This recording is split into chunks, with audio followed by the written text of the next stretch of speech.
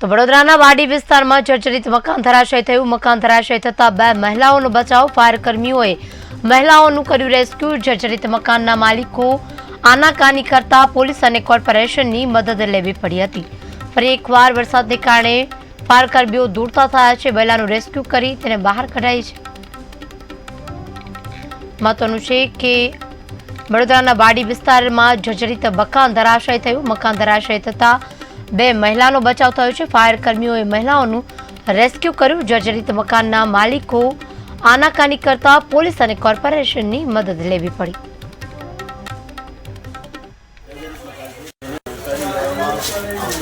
ચોખંડી વાયડાપુર વિસ્તારમાં B18 નંબરના મકાનમાં જે કોલેજ છેલ્લો આગળનો ભાગ છે અને પાછળનો ભાગ જે હતો એ સહી સલામત હતો. મકાનની અંદર એક માજી અને એક છોકરી, જેમ માજીની ઉંમર લગભગ 71 વર્ષ લખાઈ છે અને છોકરીની 50 વર્ષ છે. બેઉને અત્યારે હાલ અમે અહીંયાથી શિફ્ટ કરીને નિર્ભયતાનો સ્ટાફ બોલાવીને જે આગળ ધરાશય મકાન થયેલું છે એ બધું મળવા હટાવી પછી માજીને અહીંયા જો RCCનો જે સ્લેબ ભરેલું છે, જ્યાં દેખાય ને RCCનો સ્લેબ વાળું છે, આમાં કોઈ જોખમ નથી. બાકી આગળનો જે ભાગ છે લાકડાનું બાંધકામ હતું એ બધું ખોખલું થઈ ગયેલું, અત્યારે ધરાશાયી થયેલું. એ બધું હટાવ્યા પછી નિર્ભયતા નક્કી કરે, સ્ટાફ નક્કી કરે, એના પછી જ માજીને અહીંયા શિફ્ટ કરાવી. કોઈ જાનહાની છે?